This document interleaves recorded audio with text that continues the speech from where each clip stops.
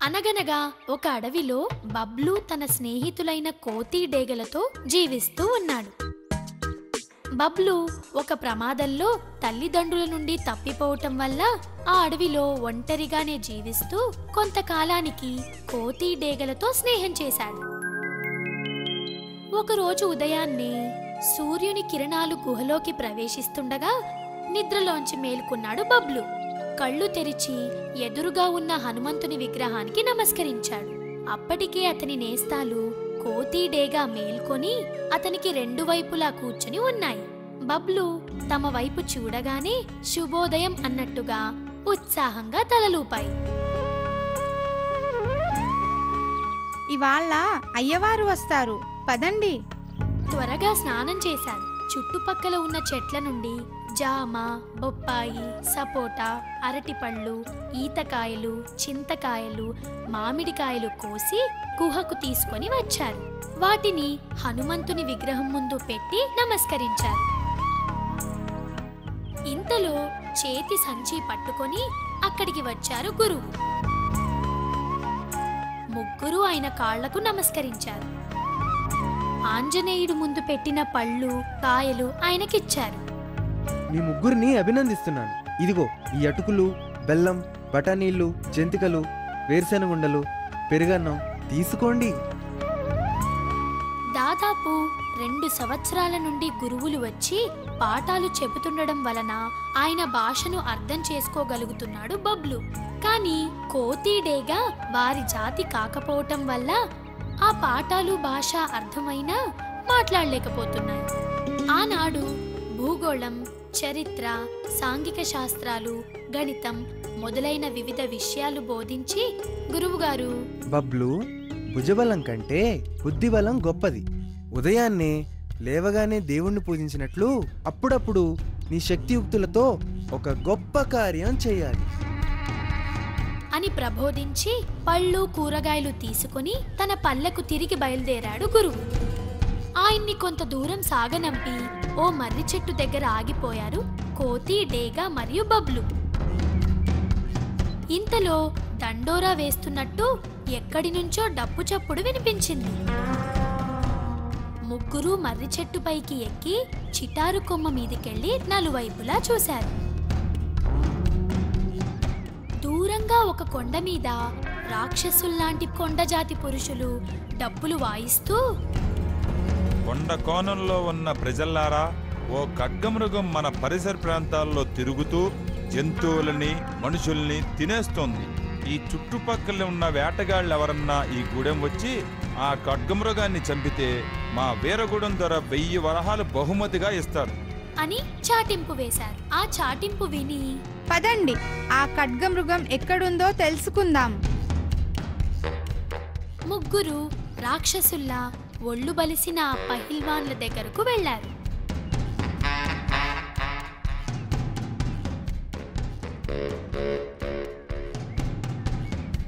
వారికి అర్థమయ్యే పద్ధతిలో తల వంచి కుడి చెయ్యి ముందుకు చాపి నమస్కరించాడు బబ్లు.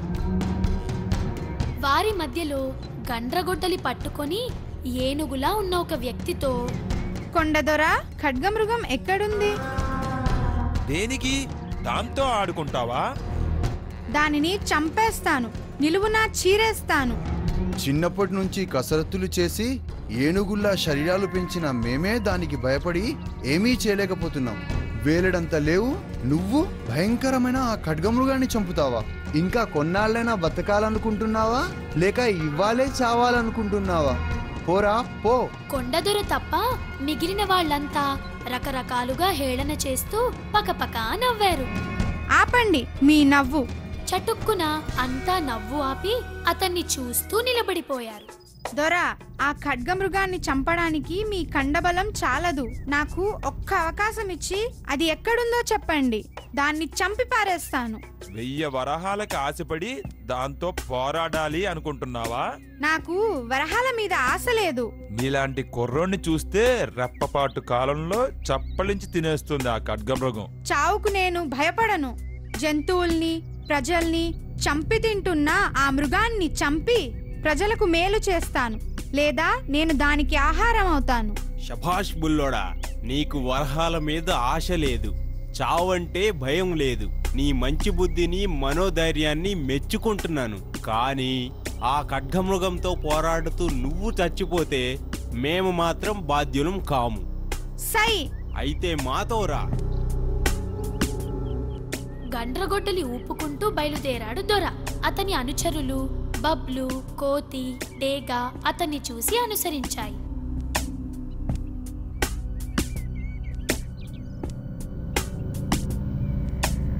వీరగూడెం పొలిమేర దగ్గర ఆగాడు కొండదొర. అక్కడ పెద్ద రావి చెట్టు ఉంది. దాని క్రింద చదరంగా 5 అడుగుల వెడల్పు గల నిలువెత్తు బండరాయి ఉంది. బుల్లోడా, ఈ బండ మాకు ధర్మాసనం లాంటిది. దీని మీద కూర్చొని నేను న్యాయ విచారణ చేస్తుంటాను, అపరాధుల్ని శిక్షిస్తుంటాను. ధర్మాసనం ముందే పెళ్లిళ్ళు కూడా చేస్తుంటాను.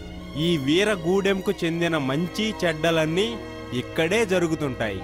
ఇది మాకు పవిత్రమైన స్థలం. చీకటి పడగానే ఎక్కడి నుంచో ఒక ఖడ్గమృగం ఇక్కడకు వస్తుంది.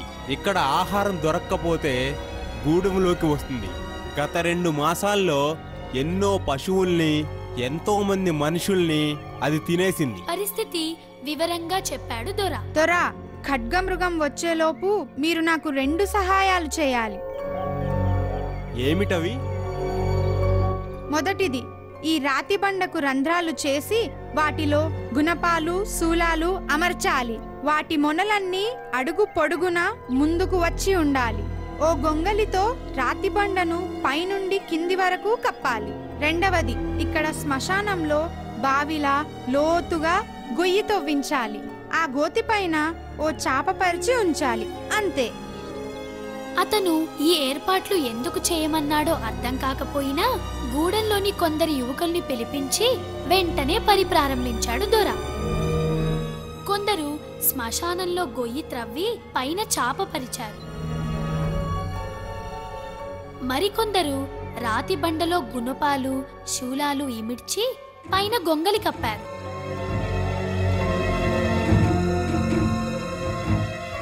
ఆ గొంగలి ముందుకెళ్ళి నిటారుగా నిల్చున్నాడు బబ్లు. ఇక మీరంతా గూడెం వెళ్ళిపోండి, లేదా చెట్ల మీద కూర్చోండి. అతని మాటలు విని అదరిపడ్డాడు కొండదొర.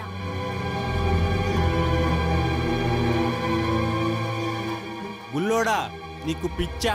అది వచ్చి నిన్ను కుమ్మితే నీ గుండెల మీద దాని ఖడ్గం, వీపు మీద గుణపాలు, సోలాలు గుచ్చుకొని నీ ఒళ్ళంతా జల్లిడైపోతుంది.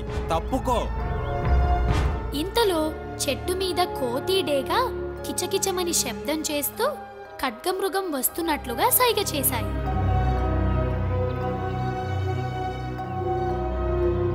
దొరా, ఇక్కడ నిలబడే ఆ మృగాన్ని ఎదుర్కొంటాను. నా శక్తియుక్తులతో దానిని చంపుతాను, లేదా దానికి ఆహారం అవుతాను. దొరా, ఆ మృగం ఇటే వస్తోంది. వెంటనే మీరంతా ఎటైనా వెళ్ళిపోండి. చేతిలో ఒక్క కత్తి కూడా లేదు. ఇదిగో ఈ గండ్రగొడ్డలి తీసుకో. తరువాత అక్కడున్న వారంతా ఆ చుట్టుపక్కల ఉన్న చెట్ల మీదకి ఎక్కి కూర్చున్నారు. ఇంతలో పెద్దగా అరుస్తూ ఆ చెట్టు దగ్గరికి ఆ ఖడ్గమృగం వచ్చింది. దానిని చూడగానే సింహంలా గర్జించాడు బబ్లు. ఛాలెంజ్ చేస్తున్నట్టు తొడ చరిచి ఈల వేశాడు. ఆ ధ్వని విని రెచ్చిపోయింది ఆ మృగం. దాని కళ్ళలో నుంచి మంటలు చెలరేగినట్లు మెరుపులు మెరిశాయి. కోపంతో, ఆవేశంతో కొండలు దద్దరిల్లిపోయేటట్లు ఘీంకరించింది. మదపు టేనుగులా రాతి బండ వైపు పరిగెత్తింది. ఆ ఊపులో ఆ మృగం రాతి బండ మీద నుంచున్న బబ్లూని చంపేస్తుందని అక్కడ ఉన్న వారంతా భయపడిపోయారు. కానీ బబ్లు ఏమాత్రం భయపడలేదు. సింహంలా గర్జించి మళ్ళీ ఈల వేసి తొడగొట్టాడు. గుర్ర్. అతను చేసిన శబ్దాన్ని గురి చూసుకుని అతివేగంగా అతని ముందుకు దూకింది ఆ ఖడ్గమృగం. అది తన సమీపానికి వచ్చి తనని కుమ్మేసేలోగా తారాజువ్వల చెట్టుపైకి ఎగిరాడు బబ్లు. ఖడ్గమృగం తనని తాను అదుపులో పెట్టుకోలేక ముందుకెళ్లి గొంగలికి గుద్దుకొని గొంగలితో పాటు దాని వెనకనున్న గుణపాల్లోనూ శూలాల్లోనూ దూసుకుపోయింది దాని తల. చెట్టు మీద నిల్చున్న బబ్లు మళ్ళీ ఉత్సాహంగా ఈలవేశాడు. ఆ శబ్దాలు వినేసరికి పిచ్చిగా తల విసిరింది ఆ మృగం. ఆ ఒత్తిడికి శూలాల్లోనూ గుణపాల్లోనూ ఇరుక్కున్న కత్తిలాంటి కొమ్ము విరిగి దూరంగా పడింది. మరుక్షణంలోనే చెట్టు మీద నుండి దూకి ఆ కత్తిని అందుకున్నాడు బబ్లు. దానిని అటూ ఇటుగా ఊపాడు. శక్తి కొద్దీ ఆ కత్తిని నేలకేసి కొట్టాడు. తన తలను నేలకేసి కొట్టుకుంది ఆ మృగం. ఆ ఒత్తిడికి భూమిలోంచి మంటలు లేచాయి. ఆ మంటలో కాలి బూడిదైపోయింది ఖడ్గమృగం. అంతలోనే ఆ బూడిదలోంచి రాక్షసి లేచి నిటారుగా నుంచుంది. బాలకుడా, ఆ కత్తి నాకివ్వు, నీకు కనకాభిషేకం చేస్తాను. నాతో రా, ఇస్తాను. శ్మశానం వైపు పరిగెత్తాడు బబ్లు. అతను వెనకే రాక్షసి పరిగెత్తింది, బరువైన శరీరాన్ని ఊపుకుంటూ. శ్మశానంలోకి వెళ్ళి అక్కడ పరిచిన చాప మీద నుండి అవతలికి దూకాడు బబ్లు. అంతవరకు వచ్చిన రాక్షసి కాలు చాప మీద పడింది. చాపతో పాటు రాక్షసి కూడా గుంతలోకి జారిపోయింది. వెంటనే తన చేతిలో ఉన్న కత్తిలాంటి కొమ్మును గండ్రగొడ్డలితో మధ్యకు నరికేశాడు. మరుక్షణంలోనే నడుం విరిగి ప్రాణాలు పోయినట్లు గుంతలోకి కూలిపోయింది రాక్షసి. చెట్ల మీదున్న కోతి డేగలతో పాటు కొండ ప్రజలు కూడా చెట్ల మీద నుండి కిందికి దిగారు. గబగబా మట్టితో ఆ గుంటని పూడ్చి ఆ రాక్షసిని దానిలో సమాధి చేశారు. మర్నాడు వీరకొండ ప్రజల సమక్షంలో రావి చెట్టు క్రింద ఉన్న ధర్మాసనం మీద ఆ బబ్లును ఘనంగా సత్కరించారు.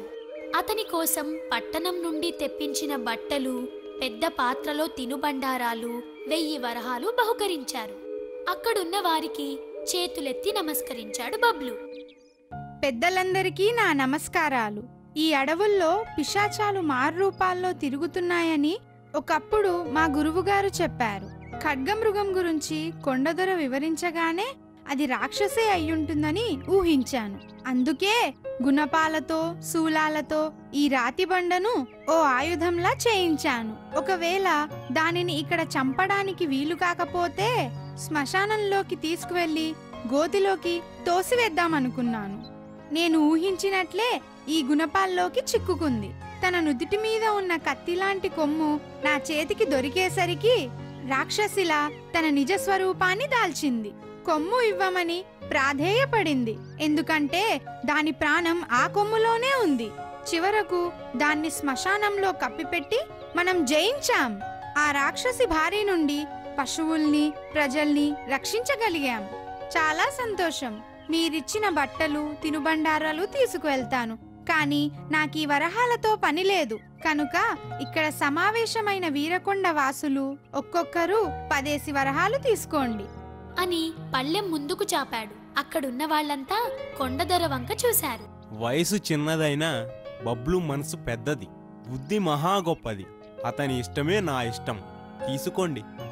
ఆహా బబ్లు, ఓహోహో బబ్లు.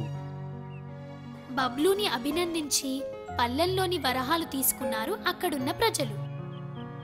అతనికి అక్కడున్న ప్రజలకు జేజేలు చెప్పి తన అడవి వైపుకు బయలుదేరాడు బబ్లు. కావుమను కాకి నల్లన, కుహు కుహుమను కోయిల నల్లన, రూపం రెంటికి ఒకటే అయినా కూతలు మాత్రం వేరు కదయ్యా.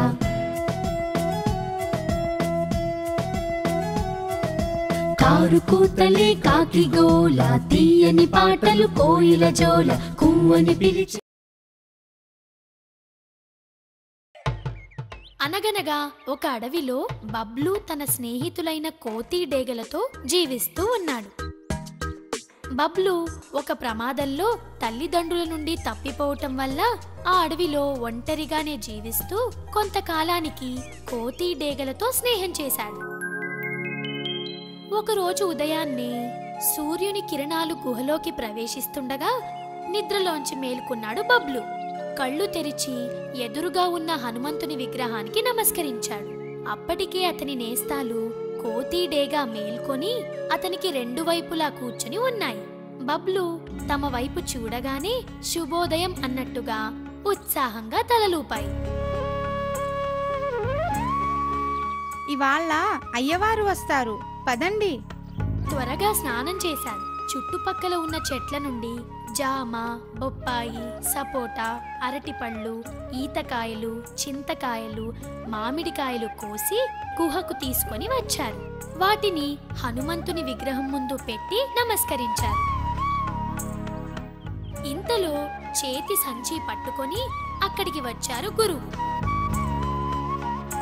ముగ్గురు ఆయన కాళ్లకు నమస్కరించారు. ఆంజనేయుడు ముందు పెట్టిన పళ్ళు, కాయలు ఆయనకిచ్చారు. మీ ముగ్గురిని అభినందిస్తున్నాను. ఇదిగో ఈ అటుకులు, బెల్లం, బఠానీళ్ళు, జంతికలు, వేరుశెనగుండలు, పెరుగన్నం తీసుకోండి. దాదాపు 2 సంవత్సరాల నుండి గురువులు వచ్చి పాఠాలు చెబుతుండడం వలన ఆయన భాషను అర్థం చేసుకోగలుగుతున్నాడు బబ్లు. కానీ కోతీడేగా వారి జాతి కాకపోవటం వల్ల ఆ పాఠాలు భాష అర్థమైనా మాట్లాడలేకపోతున్నాయి. ఆనాడు భూగోళం, చరిత్ర, సాంఘిక శాస్త్రాలు, గణితం మొదలైన వివిధ విషయాలు బోధించి గురువుగారు, బబ్లు, భుజబలం కంటే బుద్ధిబలం గొప్పది. ఉదయాన్నే లేవగానే దేవుణ్ణి పూజించినట్లు అప్పుడప్పుడు నీ శక్తియుక్తులతో ఒక గొప్ప కార్యం చేయాలి అని ప్రబోధించి పళ్ళు, కూరగాయలు తీసుకుని తన పల్లెకు తిరిగి బయలుదేరాడు గురువు. ఆయన్ని కొంత దూరం సాగనంపి ఓ మర్రి చెట్టు దగ్గర ఆగిపోయారు కోతి, డేగా మరియు బబ్లు. ఇంతలో దండోరా వేస్తున్నట్టు ఎక్కడి నుంచో డప్పు చప్పుడు వినిపించింది. ముగ్గురు మర్రి చెట్టు పైకి ఎక్కి చిటారు కొమ్మ మీదికెళ్లి నలువైపులా చూశారు. దూరంగా ఒక కొండ మీద రాక్షసుల్లాంటి కొండజాతి పురుషులు డప్పులు వాయిస్తూ, కొండ కోణంలో ఉన్న ప్రజల్లారా, ఓ ఖడ్గమృగం మన పరిసర ప్రాంతాల్లో తిరుగుతూ జంతువులని, మనుషుల్ని తినేస్తోంది. ఈ చుట్టుపక్కల ఉన్న వేటగాళ్ళు ఎవరన్నా ఈ గూడెం వచ్చి ఆ ఖడ్గమృగాన్ని చంపితే మా వీరగూడెం ద్వారా 1000 వరహాలు బహుమతిగా ఇస్తారు అని చాటింపు వేశారు. ఆ చాటింపు విని, పదండి, ఆ ఖడ్గమృగం ఎక్కడుందో తెలుసుకుందాం. ముగ్గురు రాక్షసుల్లా ఒళ్ళు బలిసిన ఆ పహిల్వాన్ల దగ్గరకు వెళ్లారు.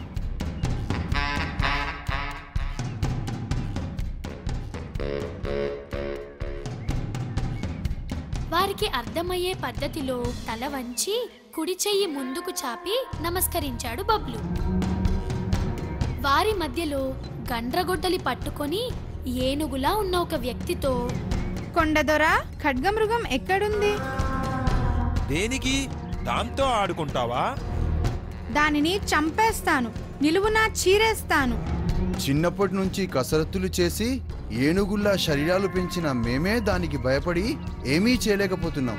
వేలడంత లేవు, నువ్వు భయంకరమైన ఆ ఖడ్గమృగాన్ని చంపుతావా? ఇంకా కొన్నాళ్ళైనా బతకాలనుకుంటున్నావా, లేక ఇవ్వాలే చావాలనుకుంటున్నావా? పోరా పో. కొండదొర తప్ప మిగిలిన వాళ్ళంతా రకరకాలుగా హేళన చేస్తూ పకపకా నవ్వారు. ఆపండి మీ నవ్వు. చటుక్కున అంతా నవ్వు ఆపి అతన్ని చూస్తూ నిలబడిపోయారు. దొర, ఆ ఖడ్గమృగాన్ని చంపడానికి మీ కండబలం కండను పైనుండి కింది వరకు కప్పాలి. రెండవది, ఇక్కడ శ్మశానంలో బావిలా లోతుగా గొయ్యి తవ్వించాలి. ఆ గోతి పైన ఓ చాప పరిచి ఉంచాలి, అంతే. అతను ఈ ఏర్పాట్లు ఎందుకు చేయమన్నాడో అర్థం కాకపోయినా గూడెంలోని కొందరు యువకుల్ని పిలిపించి వెంటనే పని ప్రారంభించాడు దొర. కొందరు శ్మశానంలో గొయ్యి త్రవ్వి పైన చాప పరిచారు. మరికొందరు రాతి బండలో గుణపాలు, శూలాలు ఇమిడ్చి పైన గొంగలి కప్పారు.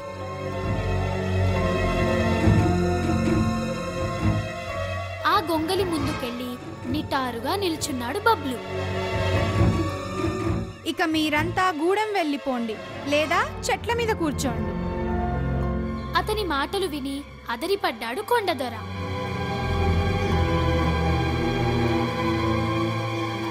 గుల్లోడా, నీకు పిచ్చా? అది వచ్చి నిన్ను కుమ్మితే నీ గుండెల మీద దాని ఖడ్గం, వీపు మీద గుణపాలు, సోలాలు గుచ్చుకొని నీ ఒళ్ళంతా జల్లిడైపోతుంది. తప్పుకో.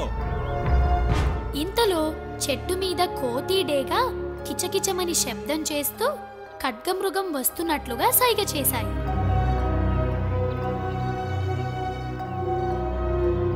దొరా, ఇక్కడ నిలబడే ఆ మృగాన్ని ఎదుర్కొంటాను. నా శక్తియుక్తులతో దానిని చంపుతాను, లేదా దానికి ఆహారం అవుతాను. దొరా, ఆ మృగం ఇటే వస్తోంది. వెంటనే మీరంతా ఎటైనా వెళ్ళిపోండి. చేతిలో ఒక్క కత్తి కూడా లేదు. ఇదిగో ఈ గండ్రగొడ్డలు తీసుకో. తరువాత అక్కడున్న వారంతా ఆ చుట్టుపక్కల ఉన్న చెట్ల మీదకి ఎక్కి కూర్చున్నారు.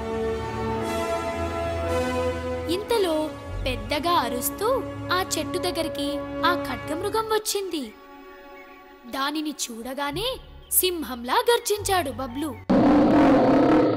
ఛాలెంజ్ చేస్తున్నట్టు తొడ చరిచి ఈల వేశాడు.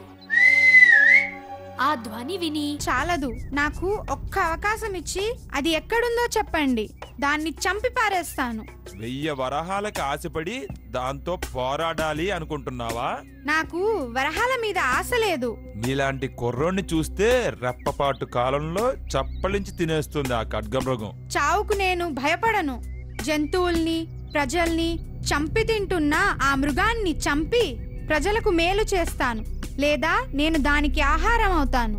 శభాష్ బుల్లోడా, నీకు వరహాల మీద ఆశ లేదు, చావంటే భయం లేదు. నీ మంచి బుద్ధిని, మనోధైర్యాన్ని మెచ్చుకుంటున్నాను. కానీ ఆ ఖడ్గమృగంతో పోరాడుతూ నువ్వు చచ్చిపోతే మేము మాత్రం బాధ్యులం కాము. సై అయితే మాతో రా. గండ్రగొడ్డలి ఊపుకుంటూ బయలుదేరాడు దొర. అతని అనుచరులు బబ్లు, కోతి, డేగా అతన్ని చూసి అనుసరించాయి.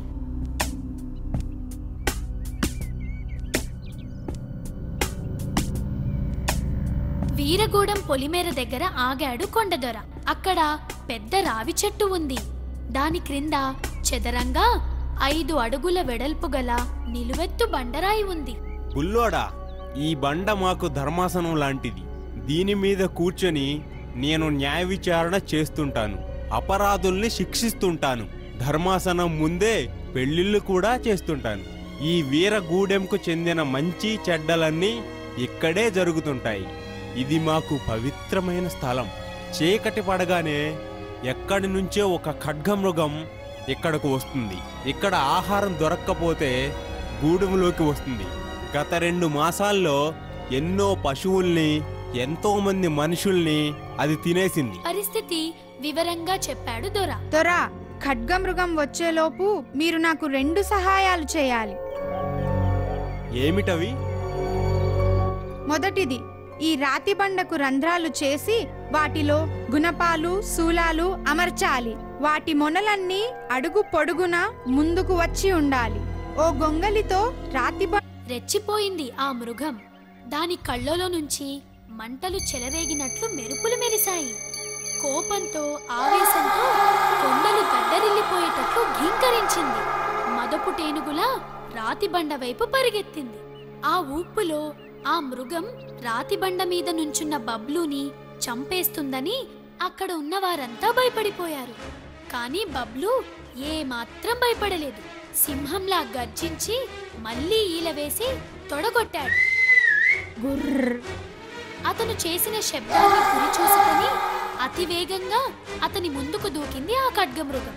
అది తన సమీపానికి వచ్చి తనని కుమ్మేసేలోగా తారాజువ్వల చెట్టుపైకి ఎగిరాడు బబ్లు. ఖడ్గమృగం తనని తాను అదుపులో పెట్టుకోలేక ముందుకెళ్లి గొంగలికి గుద్దుకొని గొంగలితో పాటు దాని వెనకనున్న గుణపాల్లోనూ శూలాల్లోనూ దూసుకుపోయింది దాని తల.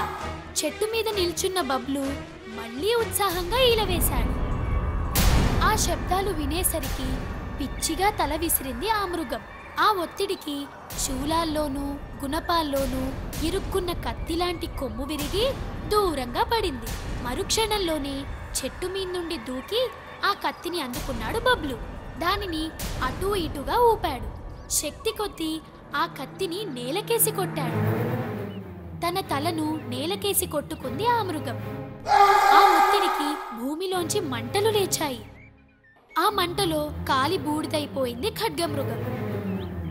అంతలోనే ఆ బూడిదలోంచి రాక్షసి లేచి నిటారుగా నుంచుంది. బాలకుడా, ఆ కత్తి నాకివ్వు. నీకు కనకాభిషేకం చేస్తాను. నాతో రా, ఇస్తాను. శ్మశానం వైపు పరిగెత్తాడు బబ్లు. అతను వెనకే రాక్షసి పరిగెత్తింది, బరువైన శరీరాన్ని ఊపుకుంటూ. శ్మశానంలోకి వెళ్ళి అక్కడ పరిచిన చాప మీద నుండి అవతలికి దూకాడు బబ్లు. అంతవరకు వచ్చిన రాక్షసి కాలు చాప మీద పడింది. చాపతో పాటు రాక్షసి కూడా గుంతలోకి జారిపోయింది.